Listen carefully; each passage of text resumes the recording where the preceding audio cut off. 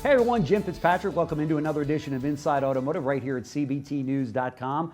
With Donald Trump preparing to take office, questions about tariffs, trade, and manufacturing are top of mind for many in retail automotive as well as wholesale automotive for that matter. But today we're joined by two industry insiders, Lauren Fix, automotive expert and founder of Car Coach Reports. You've seen her all over the internet. And of course, Mr. Tom Maoli, who's the president and CEO of Celebrity Motor Car. You've seen him here quite a number of times on CBT News. We're going to discuss the Trump administration, what it really means for the auto industry moving forward into the next 4 years. So, folks, thank you so much for taking the time out of your very busy schedules to join us here on the show. I appreciate that. Good to see you, Jim. Sure. So, good to see you as well. So how do you see the auto industry faring under a Trump administration? I know that's a very loaded question, but there's a lot of dealers out there that are very excited about the year ahead, but then they've got some concerns too about tariffs and things like that. And Lauren, I'll start with you.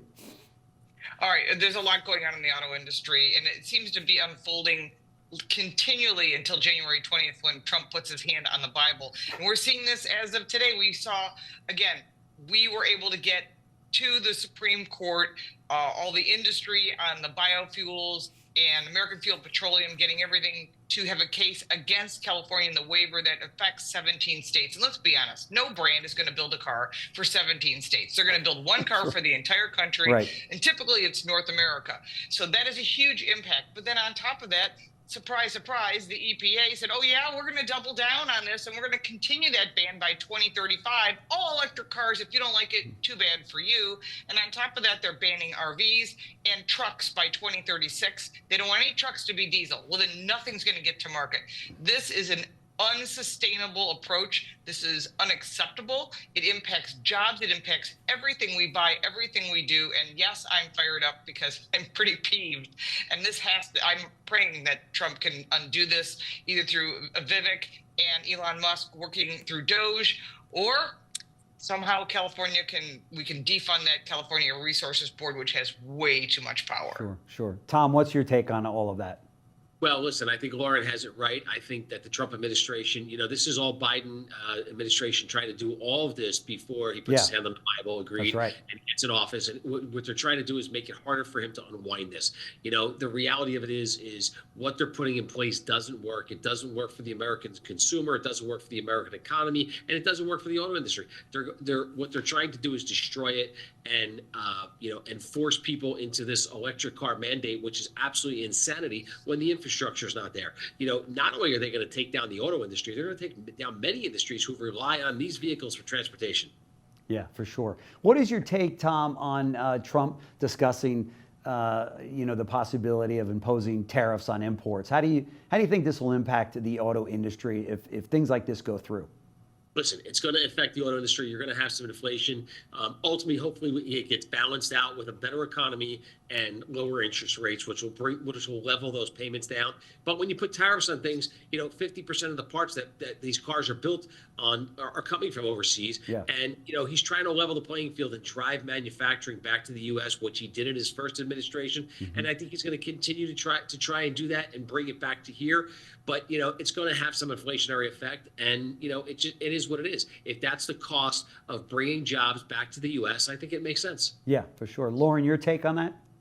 Well, Tom's 100% correct. But here's an interesting thing. So what if we say, oh, who needs these tariffs? We should let the free market reign. Okay, I do like that if it's a fair playing field.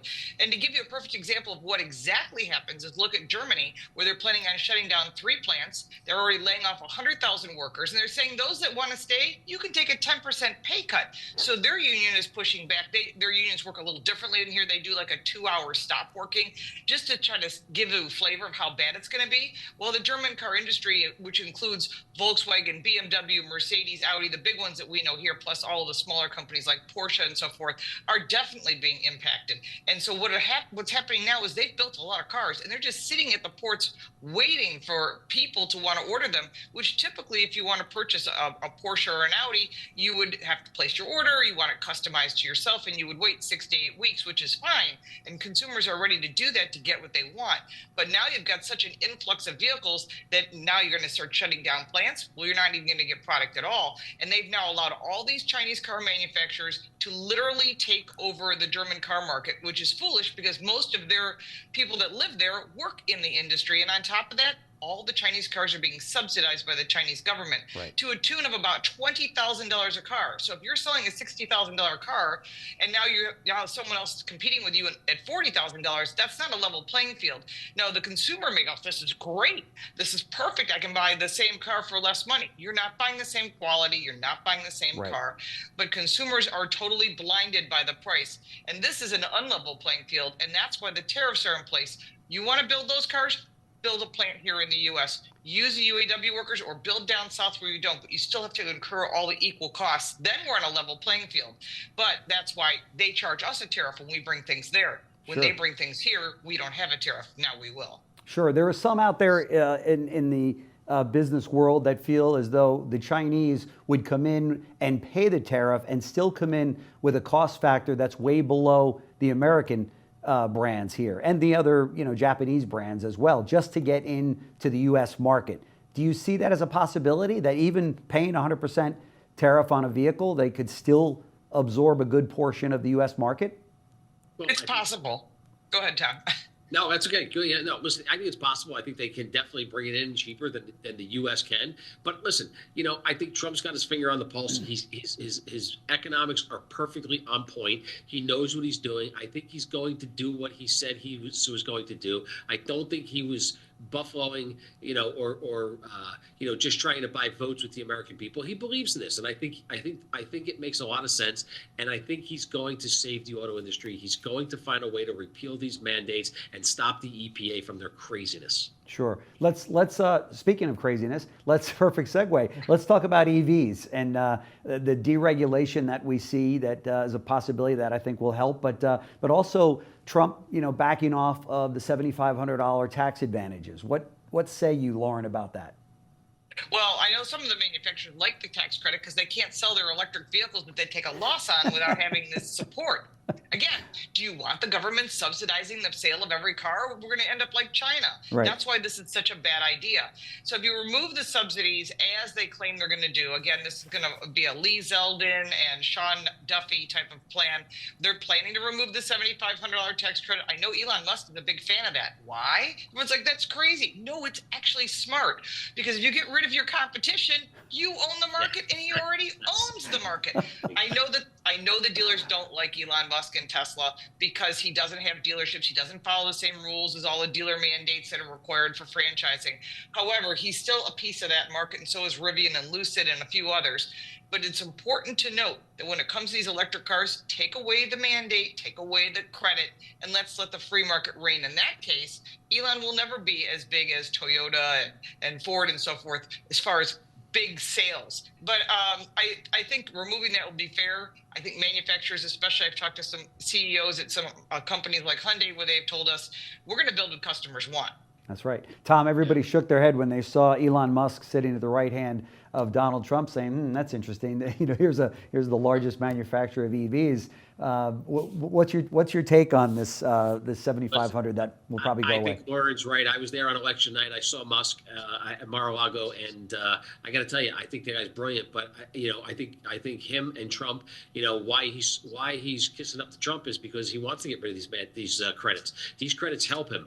Like Lauren said, all the competition is going to fall by the wayside, and he's going to be able to move his margins up. He's not going to be a volume player. He's going to move his margins up, and it'll become much more profitable. And the reality of it is let him control the market, because the market is really only still 8.5% of the entire car market. So if he wants to keep his 8.5%, let him have it, because the reality of it is there's not another manufacturer out there that can figure out how to make money on this craziness. Yeah, for sure. As industry leaders and Trump supporters, what are the key issues that you believe the administration needs to address to ensure long-term success for the auto industry? We just touched on a few of them, but if you had his ear right now, because I know he watches CBT News every morning, what would you tell him from as a representative of the auto industry? From my perspective, number one, don't wait. Get on it right away. California Air Resources Board, defund it, take away their power that Obama gave them. You want to do something for the air, fine, but that should not impact the auto industry. And they've gotten more and more powerful. Take away that California waiver, which they did have it going to court, and then Biden put it back in place. That needs to go day one. $7,500 tax credit, out the door, mandate out the door, let consumers buy what they want, stop things like the kill switch, which is section 24220 of the infrastructure bill, that needs to be removed. Limits on speeds that are written into the infrastructure plan, not speed limits, but speed limiters, where you'd be driving down the road. If you want to know what that's like, ask anyone that lives in Germany. And they're telling you that every time you get in a car, you have to shut off the speed limiter, take off the attention, and then shut off the start-stop technology. And everybody's frustrated. I was just having a conversation with a friend of mine in Germany who says it's the most frustrating vehicle to drive when you have to shut off 3 things just in order to drive down the road. It's crazy. It's crazy. Tom, how about you? Yeah. Listen, I think Lauren nailed every single thing, and I think he's going to do all of them. And I think he's going to drill, baby, drill, like he said. And I think he's going to push the oil industry. And listen, if he drills and there's more oil in the marketplace, we're going to drive oil prices down, which is always good for industry, and it's good for the automotive industry. And I think we just need to keep focused on what really works for the American people and the public and the taxpayers. And right now, it's not working. And Right. the cost. By the way, I was watching and reading a white paper on AI, and they're building out all these tech and data centers to support AI. Yeah. We don't have the power to support that. What are they thinking about with the automotive electric, the EV industry? So if you add the two of them together, our infrastructure, our entire grid is going to crash. Yeah, it's good. Exactly. One last thing I want to say is I would love someone like Tom and myself to get a bunch of boards and advisory board to have a non-political directive to Sean Duffy and also to Lee Zeldin to say, listen, do you want to know what's going on the ground? We understand the politics. We don't need to be in front of the camera. We need to get their ear to let them know what's going on in the industry and the impact to the economy. They need to have big successes right out of the box, and having someone like Tom and I and a group of people that we both know from the industry, from the analyst side, to sit there and tell them what's really happening on the ground will help them be successful, help everybody. It's a rising tides. That is a great idea. Tom, do you want to call Bernie Marino on that, or should I give him a call on that to make that? Listen, I'll be with Bernie Marino at the inauguration.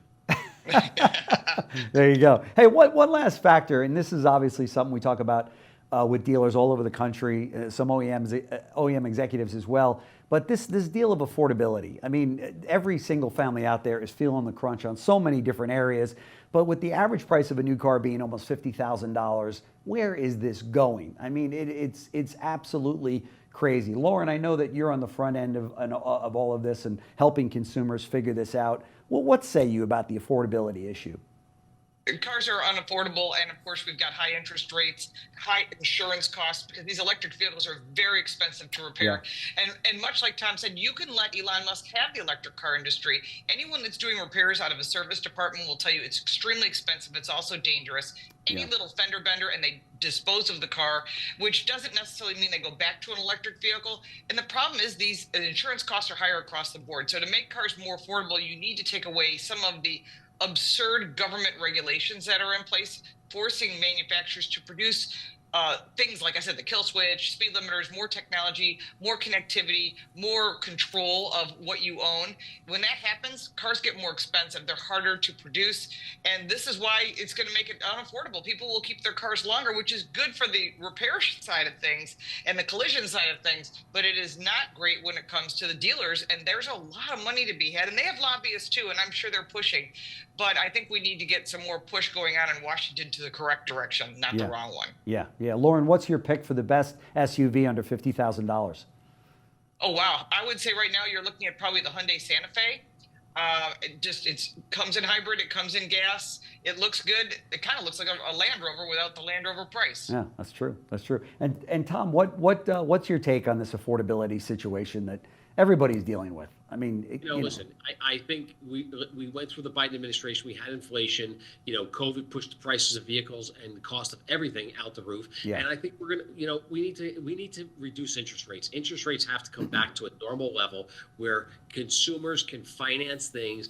The American economy is built on financing. When Alexander Hamilton built the system, it was built on financing. It wasn't built on walking in and paying cash for a car. You got to be able to finance it. It's about monthly payments, and we got to get back to that model. Yeah, for sure.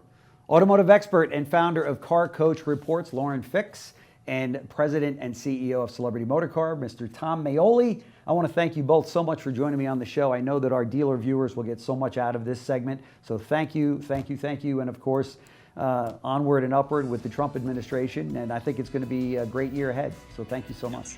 Thank you, Jim. Thank you. Thanks. If you like this video, give it a like and subscribe for more videos like this, and check out our car review channel, Car Smarts. You can support me by buying me a cup of coffee, and if you want even more content, check out the links in the description. I'm Lauren Fix. Thank you so much for watching.